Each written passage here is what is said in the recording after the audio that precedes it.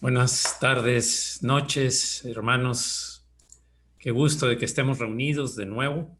Vamos a orar para poner esta reunión en las manos del Señor. Señor, aquí estamos, Señor.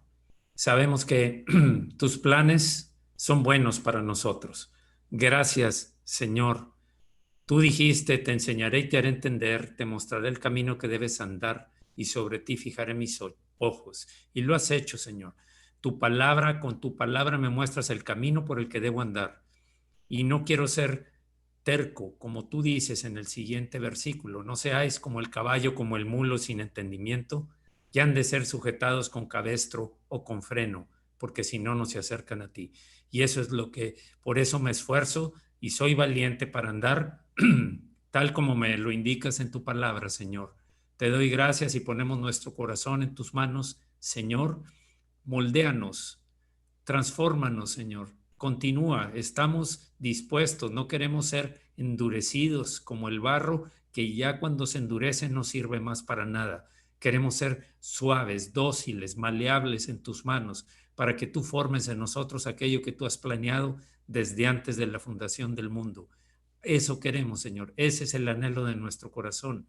Estar siempre en tu presencia, día y noche, en tiempos de adversidad, pero también en tiempos de prosperidad, en tiempos de abundancia y también en tiempos de escasez. Muchas gracias, Señor, porque tú lo haces posible y nosotros te recibimos tu gracia por medio de la fe, confiando en que lo que tú has dicho harás, Señor, en el nombre de Jesucristo. Amén. Amén. Muy bien, pues vamos a, voy a hacer algunos ajustes aquí y vamos a compartir, vamos a seguir adelante con la enseñanza que hemos estado compartiendo, perdón, acerca de las plagas. Bien, pues sabemos que se han ido transformando. Esta va a ser la semana 54 y se ha ido transformando todo lo que nosotros entendíamos por las plagas. Ha habido exceso de contagios, ha habido exceso de muertes, todavía siguen, pero mucho más bajos. Pero sin embargo, las plagas tienen que ver también con plagas de ansiedad, de desesperación, de escasez, también de trabajo, de esfuerzo desmedido para poder concentrarse. Son plagas también contra las cuales tenemos que combatir, pero tenemos una herramienta muy valiosa y es al Señor y su Espíritu, que nos guían, que nos fortalece, que nos lleva de por el camino que debemos andar, pero nos lleva de gloria en gloria, de poder en poder a través de las experiencias, de las pruebas, de ver la mano del Señor actuando en nuestra vida. Bien, entonces quiero empezar con un salmo, más bien seguir con el salmo que vimos la ocasión anterior. La ocasión anterior fueron el título de estos dos versículos es el amor y deseo del peregrino por Dios y su casa. Esto está en los versículos 1 y 2. Vimos que son los salmos de los hijos de Coré. Eran levitas que se dedicaban a la alabanza, exclusivamente a la alabanza y al servicio del templo. El versículo 1 que vimos es, cuán amables son tus moradas, oh Jehová, de los ejércitos. Y el 2 es, anhela mi alma y aún ardientemente desea los atrios de Jehová. Mi corazón y mi carne cantan al Dios vivo. Eso fue lo que vimos la ocasión anterior y en esos dos versículos nos inspiramos para iniciar la reunión con oración. Vamos a seguir adelante ahora con el mismo salmo. Ahora esta porción, estos dos siguientes versículos se llaman satisfacción en la casa de Dios. Ya no es nada más el deseo, sino la satisfacción que produce estar en la casa de Dios. Y está contenida en los versículos 3 y 4. Empecemos por el versículo 3. Dice, aún el gorrión haya casa y la golondrina nido para sí, donde ponga sus polluelos, cerca de tus altares, oh Jehová de los ejércitos, Rey mío y Dios mío. Es la declaración en este salmo. Qué importante es lo que está diciendo aquí. Veamos cómo lo está enfocando. tenía una familiaridad peculiar con el templo. Pues sí, eran los hijos de Coré, los levitas dedicados a la alabanza. Él lo había observado con ojos de amor y había visto las aves encontrando descanso y refugio allí, porque se introducían en el templo como en muchos lugares que vemos que entran por las puertas. Aquí las aves lo hacían. Luego dice el gorrión como la ilustración de ser, el gorrión aparece aquí como la ilustración de ser insignificante, pequeña ave, y la golondrina como un ejemplo de inquietud. Andan revoloteando, yendo de un lado a otro. El insignificante puede hallar su lugar en la casa de Dios, y el que es inquieto puede hallar su descanso o su nido ahí, cerca del altar de Dios, donde lo hacían. Ahí esos pájaros estaban. Y esto es lo que le llamó la atención al salmista. Luego dice, en la casa y en el altar de Dios, un alma fiel encuentra la libertad del afán y la tristeza. En la presencia de Dios lo sabemos nosotros. Aquí está refiriéndose al alcance de conocimiento, de sabiduría que tenían en ese tiempo. Quietud de la mente y gozo de espíritu. Fíjense esa combinación. Paz y gozo en el espíritu, como un ave que ha asegurado una pequeña mansión para la recepción y educación de sus polluelos. ¿Qué seguridad tiene esa ave dentro del templo? La protección, la paz que hay, por la presencia de Dios, por supuesto. Igual nosotros, el saber que nuestros hijos van a la presencia de Dios, que hemos enseñado y seguimos enseñando a nuestros hijos a andar glorificando a Dios, honrando a Dios, teniendo obediencia hacia el Señor. Qué importante es esto. Les he hablado en otras ocasiones de Spurgeon, un predicador, un evangelista, vamos a decir, del siglo XIX, allá por los años 1850, alrededor de los 1850, inglés. Nació a los 15, su padre era un pastor bautista. Él empezó a predicar la palabra a los 15 años y fue tan efectivo que llenaba multitud de lugares en donde querían escuchar. Dicen que cuando él lo que hacía era preparaba sus prédicas, sus sermones por escrito y los leía frente a todos, así, literal, leyéndolo.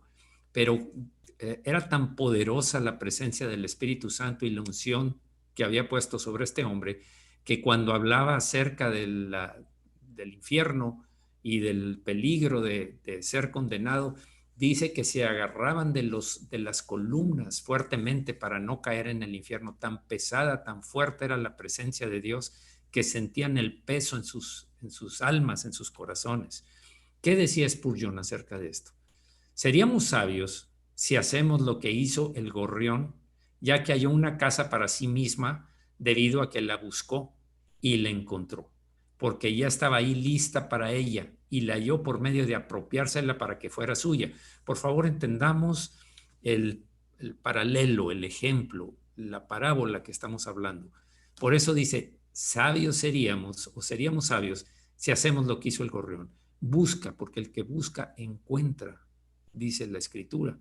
Ya estaba listo para ella, ya fue planeado desde antes de la fundación del mundo. Tu relación con Dios. Puedes resistirte, puedes endurecerte. Muchos lo han hecho. Recordemos que dice, muchos son los llamados, pero pocos los escogidos. Por lo mismo, porque no tienen conciencia de que son pecadores y que necesitan al Dios vivo, al sacrificio que hizo Jesús.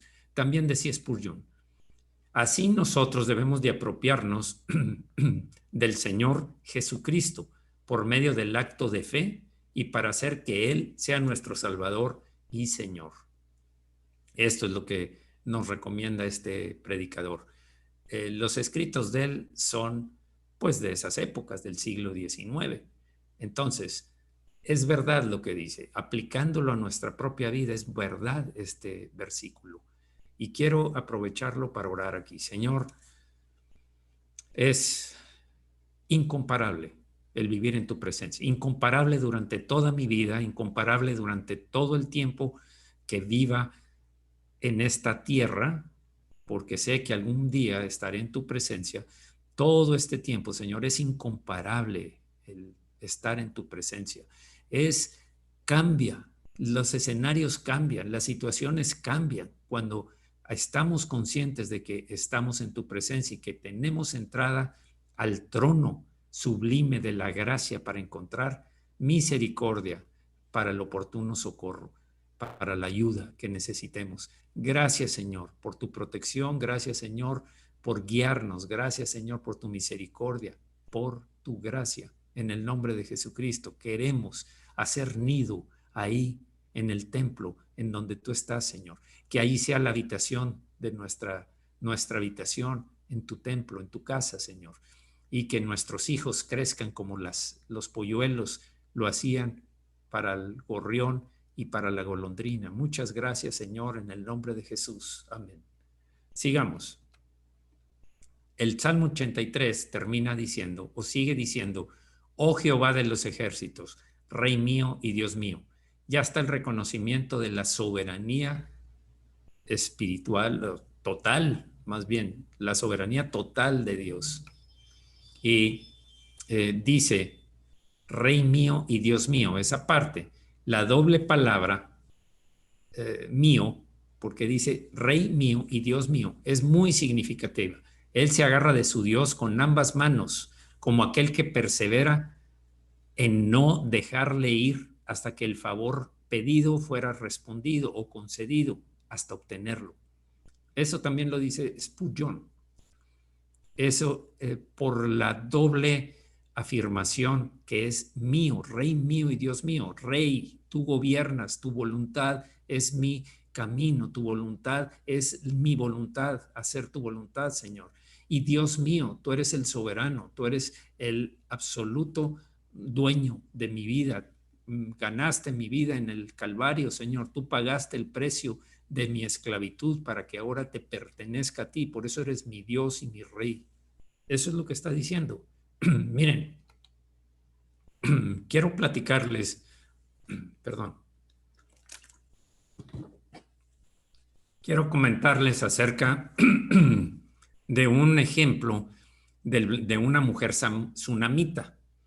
Es en los tiempos de Eliseo, el profeta Eliseo, sucesor de Elías.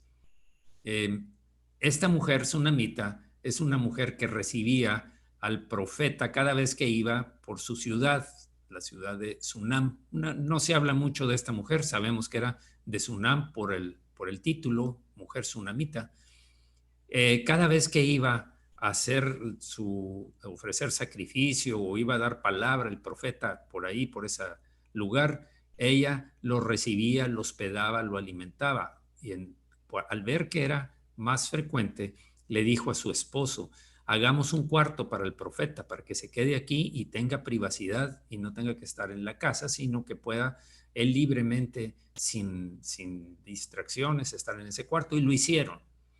El profeta se sintió tan comprometido con ella por la bondad de esa mujer, ella no lo pidió, pero le pregunta Eliseo a su criado, le dice, oye, ¿qué necesita esta mujer? No sé qué podamos darle para compensar todos los favores que ha hecho con nosotros.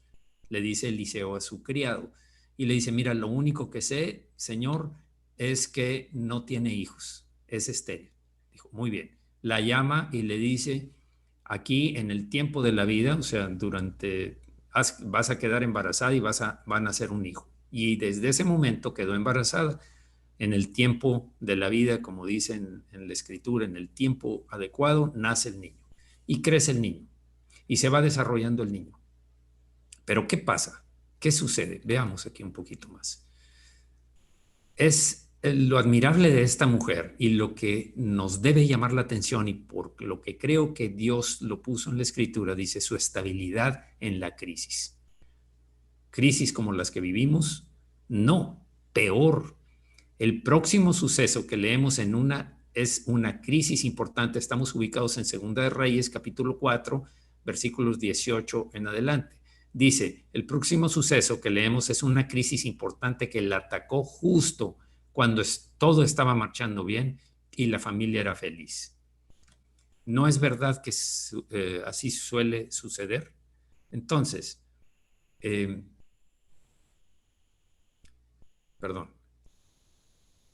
Continuando con la historia, leemos en 2 Reyes 4, 18, 21, dice el 18, y el niño creció, pero aconteció un día que vino a su padre que estaba en los campos de cultivo, que estaba con los segadores, y el niño le da un dolor tan fuerte de cabeza y el niño cae desmayado, más bien ya prácticamente muerto en ese momento. ¿Qué sucede? Lo destacable de esta historia es el silencio de la tsunamita frente a la muerte de su hijo único, aquel que había recibido por medio de Dios a través del profeta.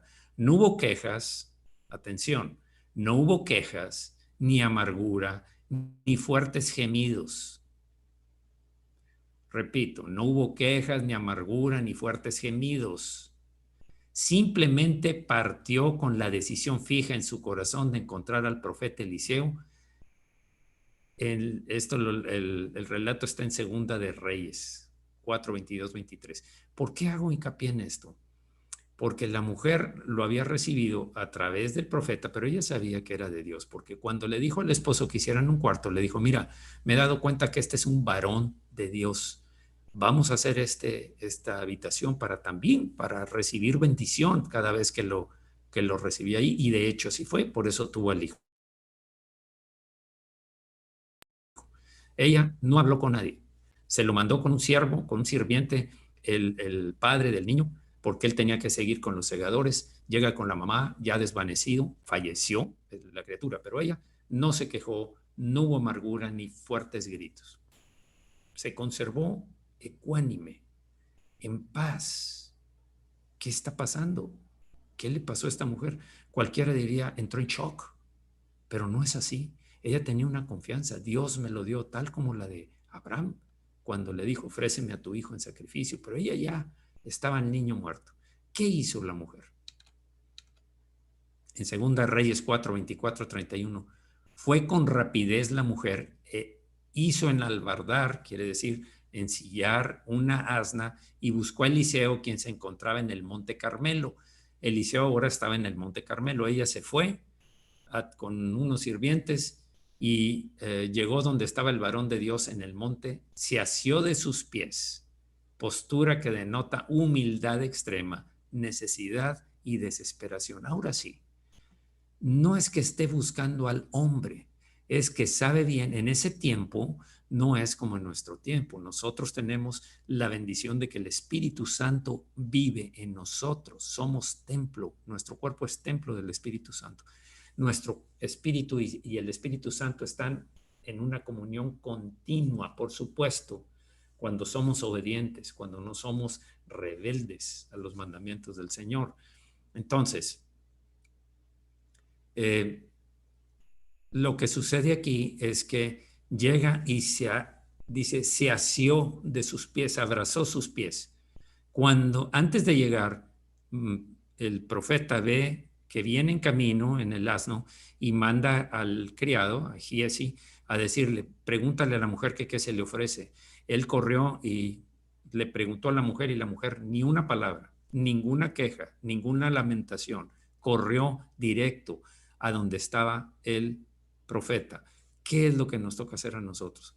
Inmediatamente correr hacia Dios, no andar con quejidos ni con lamentaciones, simplemente correr y asirnos del Señor, abrazar sus pies como lo hizo María Magdalena, abrazar los pies del Señor como para no dejarlo ir hasta estar ahí con Él, cerca de Él. Si una vez me lo dio, debió haber pensado la mujer, seguramente lo puede hacer de nuevo, puede darle vida. Sigamos pues. Entonces, ¿por qué presento esto? Lo presento porque ¿qué crisis mayor puede haber que un hijo muera? ¿Qué crisis peor? Por supuesto que aún de eso, pues el padre vio morir a su hijo. No estoy hablando que sea lo más grande y absoluto y no tenga remedio, no, estoy hablando de cómo actuar como esa mujer, por qué lo dejó por escrito el Señor, este acto, esta historia real sucedida en el Antiguo Testamento cuando estaba el profeta Eliseo. Nosotros corramos inmediatamente y abracémonos del Señor. Y ahí sí puedes lamentar, puedes decir, Señor, mira lo que está pasándome. Recuerden, recordemos que llegó a donde estaba el varón de Dios en el monte, se asió de sus pies, postura que denota humildad extrema y necesidad y desesperación.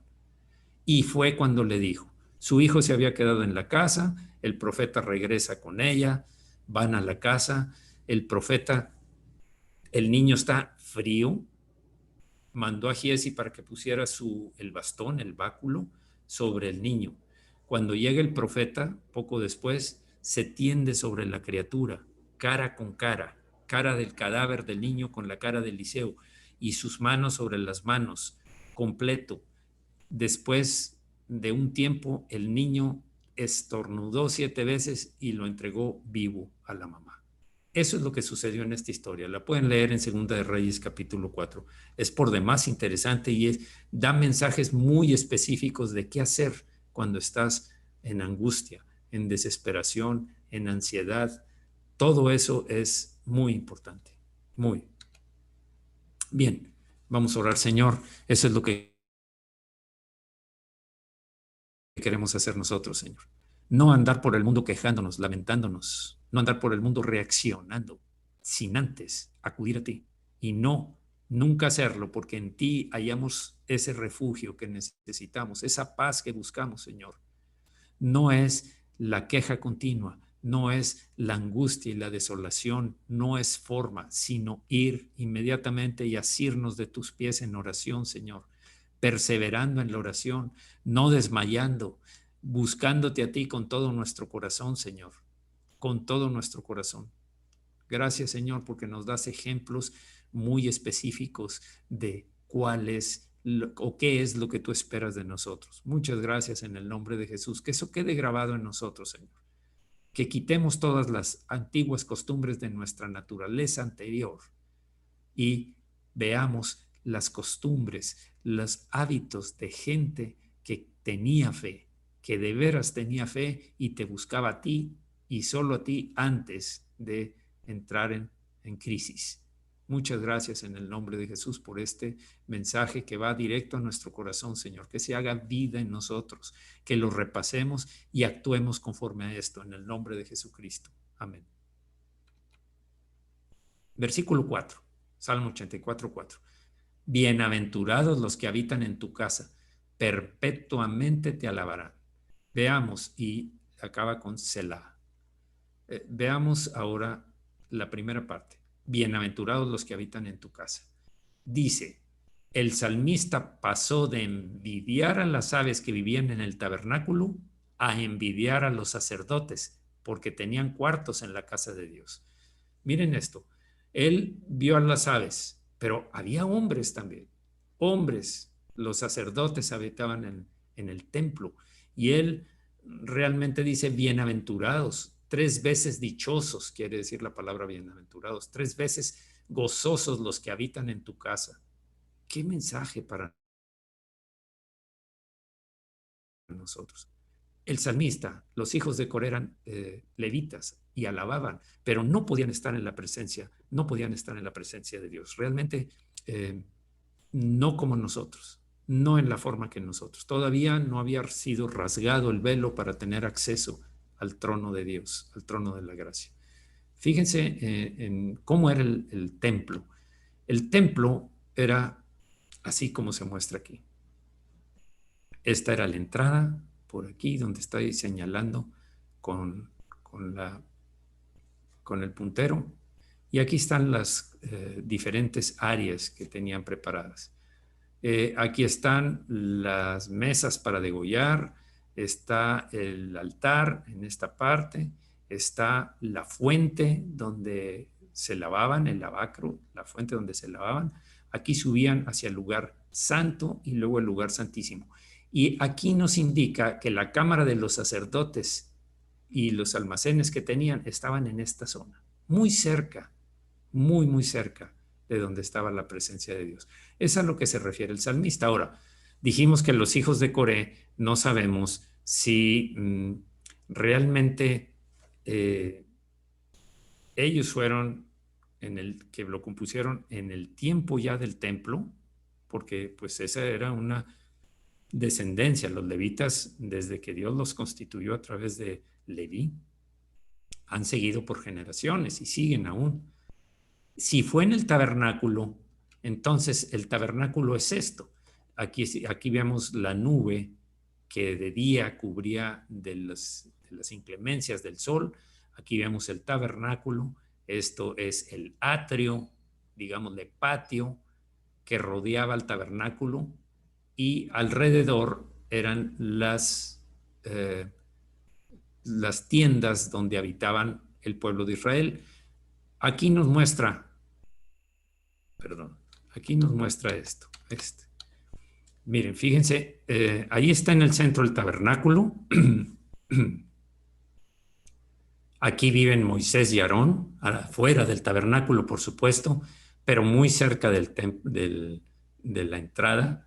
Está Merari, hijo de Aarón, Gersón, hijo de Aarón, y Coat, que son los coatitas, los de Coat que se dedicaban a los levitas que alababan. Entonces, así es como está. Alrededor del tabernáculo están los sacerdotes, y que son estos: Moisés, Aarón, Merari, Gersón, y los que alaban. Esos estaban alrededor. Entonces, ¿qué pasa? Algo significativo aquí es que ya en las tiendas del pueblo, las 12 tribus estaban alrededor, tal como decía, en ese tiempo las cantidades se muestran. Está en el libro de Números, capítulo 2 y 3. Fíjense que después de esto, frente a la puerta está Judá. Judá es alabanza a Dios. Judá significa alabanza a Dios. Por eso me recuerda el Salmo que dice: entraré por tus puertas con acción de gracias, por tus atrios con alabanza. La alabanza es básica para entrar a la presencia de Dios. Desde que el Señor nos enseñó la oración: Padre nuestro que estás en el cielo, santificado sea tu nombre, venga a nosotros tu reino, hágase tu voluntad en la tierra como en el cielo. Es una alabanza al Señor. Bien, entonces, bienaventurados los que habitan en tu casa. Luego dice: perpetuamente te alabarán. Perpetuamente te alabarán.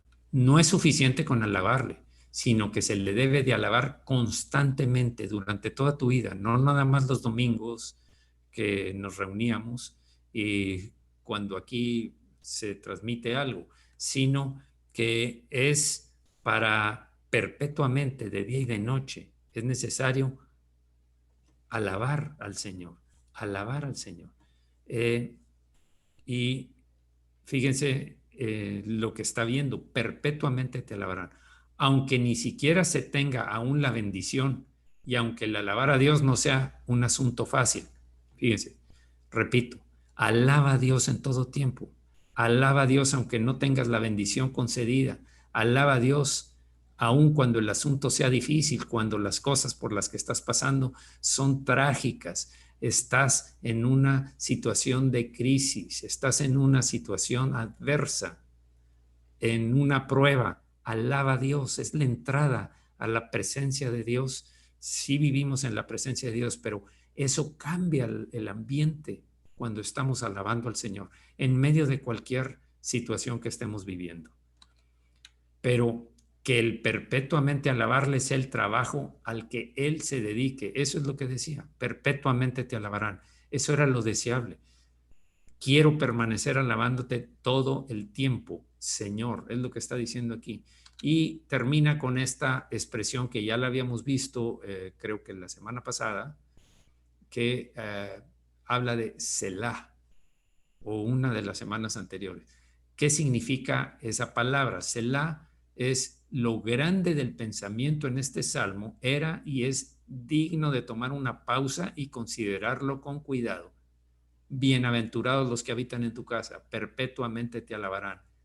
Pongan atención. Otras formas que ya también vimos en el pasado eran las que aparecen aquí. Mediten esto. Haz una pausa y piensa en esto. Detente, espera y escucha. Detente y reflexiona. Sopesa el valor de esto. Haz un alto y considera. Esto es lo que está diciéndonos aquí. Alto, detente.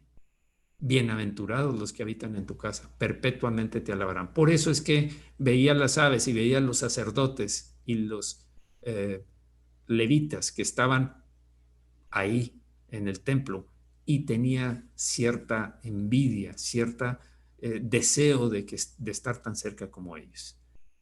Bien, vamos a orar. Señor, ese es el deseo de nuestro corazón. De nuevo, Señor, nos detenemos y meditamos en esto. ¿Qué pasaría si no lo tuviéramos, si no estuviéramos en tu presencia ya, Señor? David dijo, no, cuando pecó, no quites de mí tu Santo Espíritu. Era una tragedia. La mayor tragedia que puede recibir un creyente, un cristiano, es que se aparte del Dios vivo, que el pecado y la dureza lo aparten del Dios vivo, que deje de obedecerlo. Es una tragedia real para su vida y no es una tragedia temporal, no es una tragedia de una crisis que va a pasar, es una tragedia eterna el separarnos de Dios, el perder esa fe, esa relación con el Señor. Señor, no queremos que pase esto, por eso, Señor, leemos tu palabra y la obedecemos siempre, en todo tiempo, Señor, porque queremos seguirte firmemente. Gracias en el nombre de Jesucristo. Amén. Amén, Señor. ¿Qué hacer ante las plagas? Esta es la semana 54, como decíamos. Esta es la semana 54. Qué importante es lo que hemos visto, el Salmo 84. Por favor, mediten en esto, en lo que vimos. Es importante que vivamos conforme a lo que dice ese salmo. Bueno, ya vimos, estamos en el miedo al futuro dentro de todos los temores, las 7 causas más grandes de tensión y las estrategias para liberarse. También vimos, experimentando temor, también que Dios no nos ha dado un espíritu de cobardía, sino un espíritu de poder, valor y dominio propio. Sigamos adelante. Hablamos de los tipos de temores, estamos en el temor al rechazo, lo tenemos ahí detenido porque es uno de los primeros. No es el único, no es el más importante. Hay personas que no tienen ese temor, muy pocas, en grado máximo, pero principalmente todos tenemos temor al rechazo en algún momento de nuestras vidas. ¿Qué hacemos? Dijimos, para combatir este temor, dijimos, podemos huir porque necesitamos ser aprobados por las demás personas y no enfrentarlo, o enfrentarlo buscando la aprobación de Dios, no la de las personas. Esas dos te van a traer consecuencias. Si huyes, vas a seguir siendo esclavo del temor porque se va a volver a presentar la necesidad de que las otras personas que recibas la aprobación de los demás, que agrades a los demás. En cambio, al enfrentarlo estás buscando la aprobación de Dios y eres libre y vencedor del temor. Va a ser difícil romper con esas cadenas, pero es una cuestión de decisión. El Señor sí lo quiere, el Señor lo desea. Y aquí no es, Señor, quítamelo, Señor, Señor, que ya no tema, Señor, que ya no tenga que agradar a la gente. Es una decisión personal. Es una decisión personal y Dios espera que tú lo hagas. Por eso esfuérzate y sé valiente. Por eso hay mandamientos. Amarás al Señor tu Dios con toda tu mente, tu corazón, toda tu alma y todas tus fuerzas. El primer mandamiento. Si quieres agradar a la gente, estás poniendo a Dios en otro nivel. Tienes un ídolo llamado aprobación de los demás. Así de grave es esto. Entonces sí hay que luchar y eso nos corresponde a nosotros. Dios nos puede ayudar, sí, ahí está su palabra, sí, es su espíritu también, pero nos toca dar el paso. Por eso existe ese mandamiento. Cuando hay un mandamiento es para que nosotros actuemos, no para que el Señor, que te ame sobre todas las cosas, con toda mi mente, mi corazón, mi alma y mis fuerzas. Hazlo tú, Señor. Yo no lo quiero hacer. Yo voy a esperar a que tú lo hagas. ¿No lo has hecho? ¿Qué pasó, Señor? Yo ya te lo había pedido. A ver, hermanos, tenemos que entender lo que es una promesa y la condición que está anteponiendo y lo que es un mandamiento. Un mandamiento no debe ser negociable. Un mandamiento es eso, una orden. Entonces, eso nos corresponde hacerlo a nosotros. Bien. Ahora, es cierto que la gente no debería presionarnos, pero es igualmente cierto que no deberíamos permitirnos a nosotros mismos estar bajo presión. Hay presión para que hagas las cosas correctas muchas veces.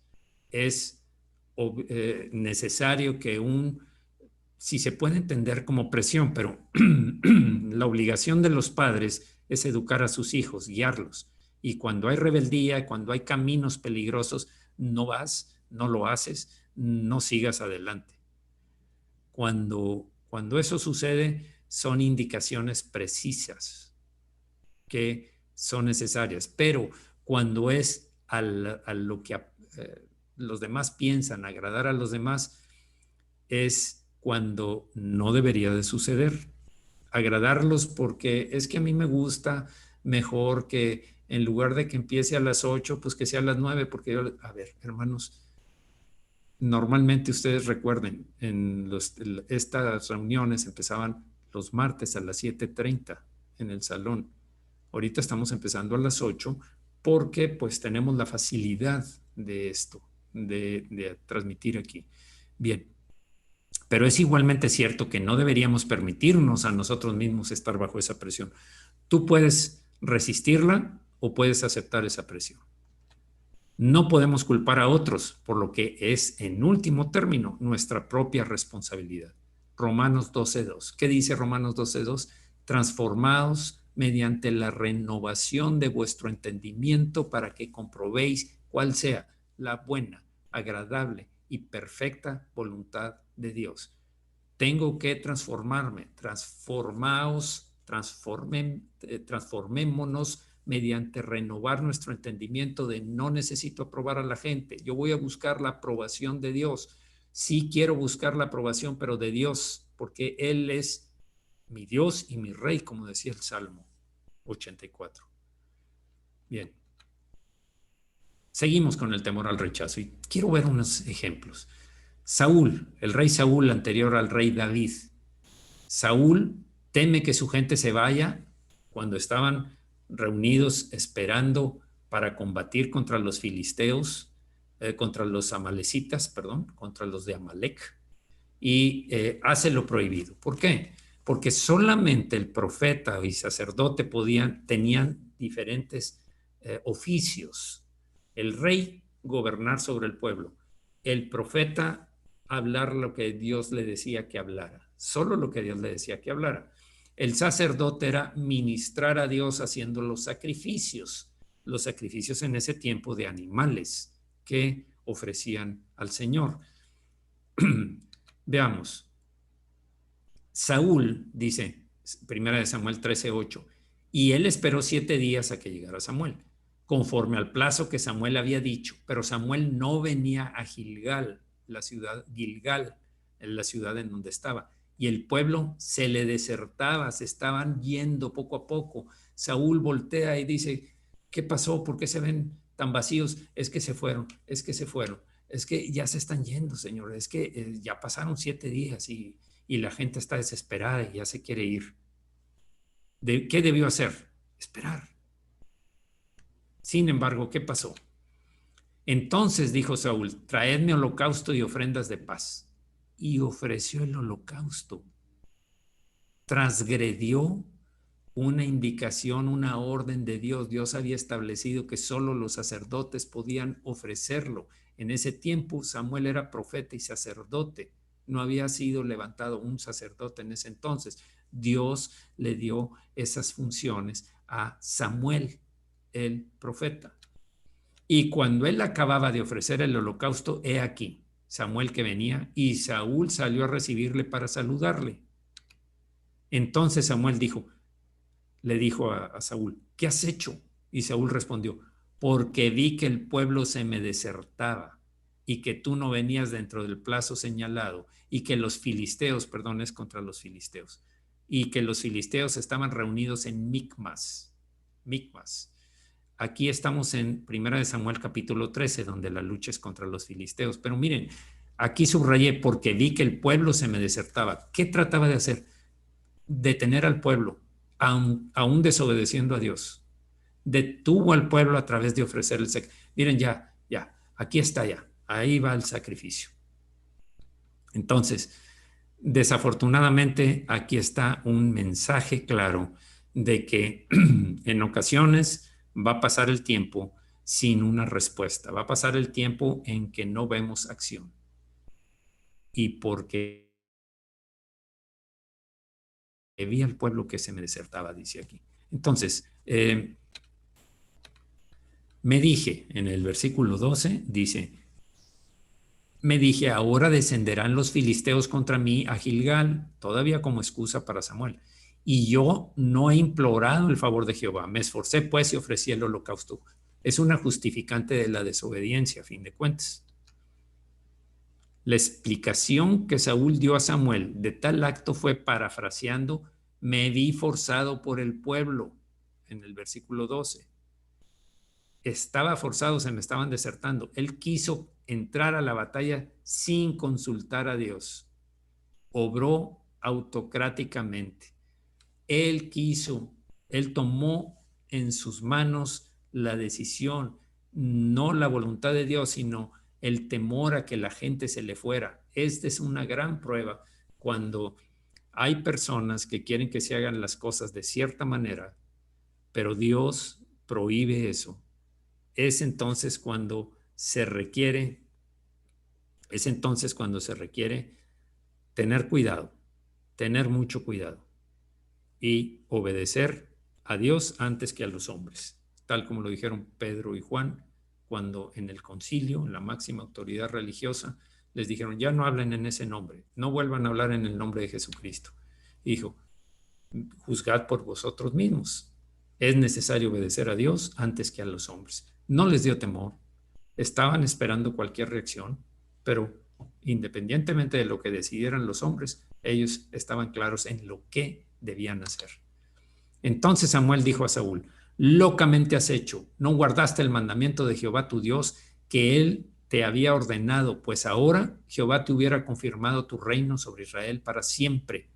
Sus sucesores estarían en el trono si hubiera guardado el mandamiento, si hubiera hecho conforme al mandamiento que le había dado Dios. Luego dice 14, mas ahora tu reino no será duradero.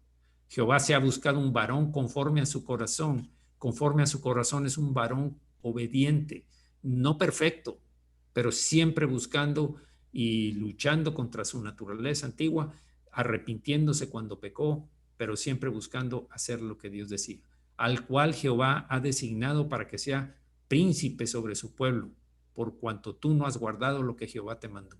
Desobediencia es grave. La desobediencia es grave. Eso fue en el capítulo 13. Sigue el temor al rechazo aquí. Saúl complace a la gente desobedeciendo a Dios. Miren, ahora nos vamos a 1 Samuel capítulo 15. El versículo 13 dice, vino pues Samuel a Saúl, y Saúl le dijo, bendito seas tú de Jehová, yo he cumplido la palabra de Jehová. En esta segunda ocasión, en el capítulo 15, ahora sí pelean contra Amalek, los amalecitas. Y la orden de Dios era, destruye todo lo que tienen, porque los va a contaminar a ustedes. Van a empezar ustedes a imitarlos en idolatría, en perversión, en ofrecer a los hijos en sacrificio. Los quemaban vivos para sus dioses, a los niños, a los bebés, a sus hijos. Samuel entonces dijo, pues qué balido de ovejas y bramido de vacas es este que yo oigo con mis oídos. En este capítulo nos hace ver que Dios ya le había dicho a Samuel de lo que se trataba. Saúl había desobedecido y por eso llega Samuel y le dice, oye, ¿por qué se oyen las ovejas y las vacas? ¿Por qué oigo esto?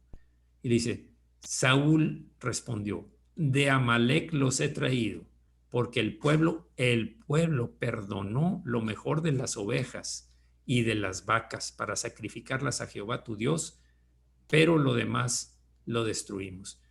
Tenía la orden de destruir todo, pero se trajo a las ovejas y a las vacas. Entonces dijo Samuel a Saúl, déjame declararte lo que Jehová me ha dicho esta noche. Y le respondió Saúl, di. Y dijo Samuel, aunque eras pequeño en tus propios ojos, ¿no has sido hecho jefe de las tribus de Israel y Jehová te ha ungido por rey sobre Israel? Eras pequeño. Él mismo dijo cuando fue Samuel para ungirlo, dijo, ¿cómo me escoge a mí? Yo no soy de lo mejor. Soy de las familias más pequeñas. ¿Y por qué me escogió a mí? Esa es una baja autoestima. La baja autoestima ya vimos que lleva a la búsqueda de la aprobación, a la adicción a la aprobación. Por eso tenemos que estar claros cuál es nuestro precio, nuestro valor. Nuestro valor lo puso el Señor. Valemos un sacrificio inmenso, incomparable. El valor es la sangre del Cordero de Dios. Eso es lo que valemos para el Señor. Si buscas ante los hombres, tal vez te desprecien, pero ante Dios eres muy, muy, muy valioso. Y Jehová te envió en misión, le dice Samuel, y dijo, ve, destruye a los pecadores de Amalec y hazles guerra hasta que los acabes. ¿Por qué pues no has oído la voz de Jehová, sino que vuelto el botín has hecho lo malo ante los ojos de Jehová? Otra desobediencia. Segunda vez, grave. Y Saúl respondió a Samuel, fíjense, antes bien, he obedecido la voz de Jehová y fui a la misión que Jehová me envió y he traído a Agag, rey de Amalec, y he destruido a los amalecitas. Dios no le dio esa instrucción. Dios le dijo, destruye todo. Era deshacerse de todo lo que pudiera contaminarlos para apartarse del Dios vivo. Mas el pueblo tomó, fíjense cómo habla la justificación de una decisión que le correspondía solo al rey. Mas el pueblo tomó del botín ovejas y vacas, las primicias del anatema para ofrecer sacrificios a Jehová tu Dios en Gilgal. Y Samuel dijo, ¿se complace Jehová tanto en los holocaustos y víctimas? ¿Se te hace grande porque le vas a ofrecer muchos sacrificios? Como en que obedezcas a la palabra de Jehová, diciendo, entonces para ti es más importante lo que vas a sacrificar que obedecer la palabra de Jehová, obedecer sus mandamientos. Y aclara, ciertamente el obedecer es mejor que los sacrificios y el prestar atención que la grosura de los carneros, poniéndolo en nuestro nivel, en nuestro terreno. No es porque sirvas, no es porque tengas actividades en la iglesia, es que tanto obedeces los mandamientos del Señor. ¿Qué tanto obedeces a Dios? Y aquí aclara, obedecer es mejor que los sacrificios. Y fíjense la gravedad de esto. Porque como pecado de adivinación es la rebelión. Y como ídolos e idolatría, la obstinación, persistir en desobediencia. Por cuanto tú desechaste la palabra de Jehová, Él también te ha desechado para que no seas rey. Preguntémonos, ¿por qué quedó esto por escrito? Toda la escritura es inspirada por Dios y es útil para enseñar, redarguir, corregir e instruir al hombre de Dios para toda buena obra, para la obediencia. Ahora, miren en otra versión cómo dice, la rebelión es tan pecaminosa como la hechicería y la terquedad tan mala como rendir culto a ídolos. Así que, por cuanto has rechazado el mandato del Señor, Él te ha rechazado como rey. Atención, la hechicería y la idolatría se castigaban con la muerte, desecharlos. La rebelión, la desobediencia se considera como rebelión a la voluntad de Dios y a nivel de la hechicería. ni los hechiceros, ni los fornicarios, ni los adúlteros, ni los homosexuales, ni los que se echan con varones, entrarán en el reino de los cielos, dice la Escritura. Así que, por cuanto has rechazado el mandato del Señor, Él te ha rechazado como rey. El 26 dice, y Samuel respondió a Saúl, no volveré contigo. Saúl le pedía, ven conmigo porque quiero quedar bien delante del pueblo y de los príncipes para que vean que tú vienes conmigo. Y le dice, no voy a volver contigo porque desechaste la palabra de Jehová y Jehová te ha desechado para que no seas rey sobre Israel. Quedó fuera, deshecho, se le quitó el cargo. Hasta ahí lo vamos a dejar. Hasta ahí vamos a quedar. Quiero terminar con la oración. Y,